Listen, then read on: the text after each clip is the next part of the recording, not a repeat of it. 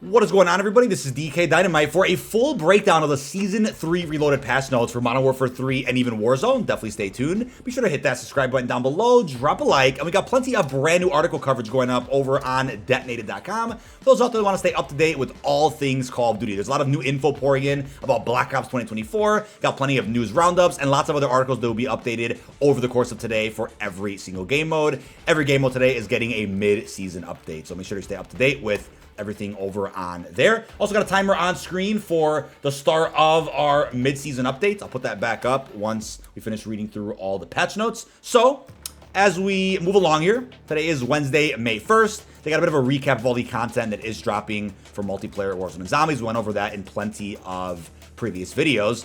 But apart from that, in addition to a limited time double XP and the ongoing Vortex Virus Mainframe event, the Call of Duty Endowment has a 2-week event on the horizon. That's called U Assist Veterans, aka UAV.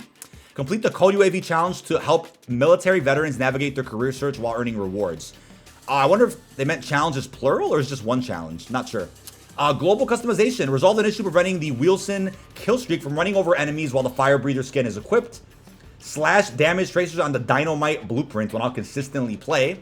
And improved visual effect when removing the barrel from the viral ignition blueprint. Progression, weapon prestige camos. In Reloaded, we're introducing weapon prestige camos, a new progression system for players to flex mastery of their favorite weaponry in Modern Warfare 3.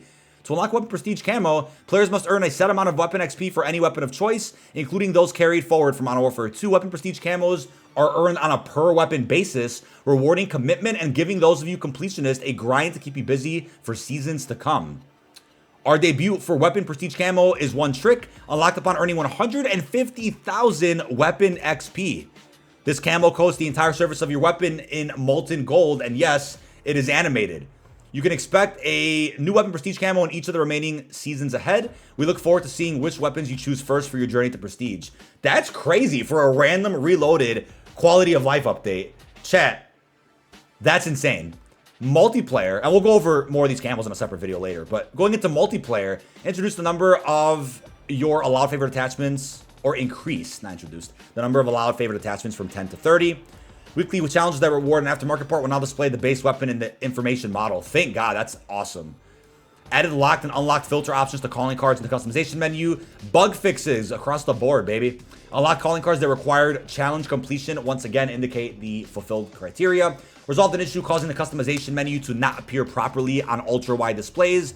An exploit allowing multiple attachments to be equipped to a single slot. Quick equip option in bundles is once again available while using a mouse and keyboard input device. Pros and cons are no longer hidden when viewing locked attachments. And then prompt to perform finishing move on enemy operators is now visible while using a Juggernaut Recon. Weapon ammo count no longer disappears after performing a finishing move while using a Jug. Bomb drone kill cams no longer display overlapping overlay effects. And hardpoint, increased preference for spawns further from enemies and nearer to spawn, recently used by teammates.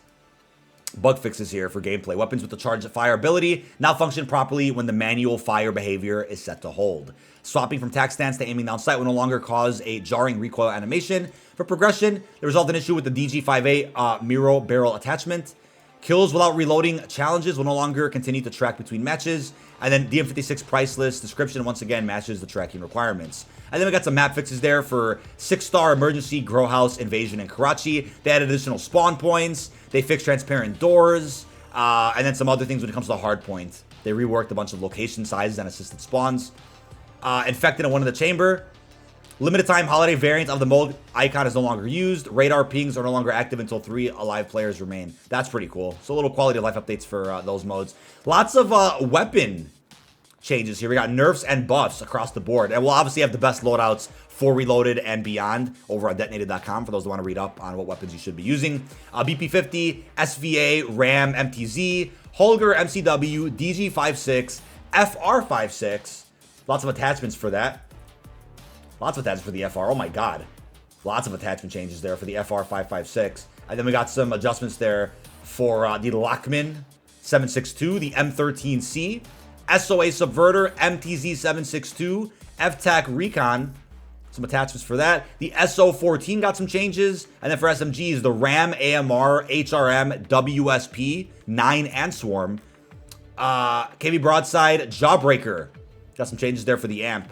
The Riveter, Some attachment changes there. Got some adjustments for the light machine guns like the DG58, Attack Eradicator, Holger 26, MTZ Interceptor Marksman Rifle. Got an adjustment there for the Morse Sniper. And then lots of handgun changes. I'm actually surprised with how much weapon balancing we got as of today with Reloaded. They typically do this much with like the start of a season. But yeah, lots of changes today, likely for the meta. Decrease the standing long distance for the Gladiator melee weapon, or if you have the Beast Glove from the Godzilla event. Also some perk changes. Climbing boots, terrain boots, running sneakers, stalker boots, commando gloves, and assault gloves. We got a lot of adjustments there. EMD grenade. Tracking devices are now destroyed by enemy EMP and DDoS effects. Decreased tracking device duration as well. Trophy system, decreased total number of shots fired from 3 to 2. Interesting. Going into zombies, though, obviously got a trailer for the update a couple of days ago. We've covered all the new zombie updates in several other videos as well. But story mission Union. New anomaly has appeared in the exclusion zone, and Dr. Jansen has gone through the portal alone. Got to go in there and rescue her and fight the entity. New Dark Ether Rift, which is the Zarqwa hydroelectric section of Al-Mazrah. Seek out and attune the required relics after completing the new Season 3 Reloaded story mission. Complete objectives within to acquire new powerful schematics. We'll go through that in a video later today as well. We already know about the new schematics, Deadwire detonators, golden mass filter, Sergeant's beret, new warlord. Some gameplay updates though. Stash storage increased. Allowing players to store 20 acquisitions instead of 10. And then schematic cooldown. When players successfully exfil, they will now receive schematic cooldown time in addition to their ensured weapon cooldown time reward. That's cool. So it doesn't look like we're getting a wallet today, which really sucks. Maybe at some point later. Gameplay issues. There's an issue that would knock back containment levels by 1 tier when players exfil from a story mission. Just an issue that prevented equipped lethals and tacticals from saving when traveling to a Dark Ether Rift or story mission if the player had expended, excuse me, all of them. Hellhounds. Friendly pets acquired from a doghouse in the medium and high threat zones will no longer reset their tier when entering and exiting the Ether Storm. Adjustments there for the Morse. And then UI. Players cannot interact with the containment level UI on the Strike Team Ready menu. The containment level splash screen when a player exfils will now correctly display their containment level progression gained during the match. Added various crash and stability fixes. So that's everything for the base game. Moving into Warzone. See what we got as of today. Resolved an issue preventing the wheel sit. Oh, these are actually just from the base game as well. I think we went over these. Bunkers redacted. Okay, so we gotta check out some bunkers later today in Warzone. Probably after we go through some zombies content, we'll check out those bunkers, see what that's teasing. Rebirth. Similar to Plunder, this Resurgence variant allows players to deploy with the loadout of their choice. Expect non-stop action with moving circles inspired by high trip Resurgence. Okay, so that mode's out. And then later this season, we'll get Lockdown for Rebirth. But here's the playlist for May 1st and lasting until the 8th.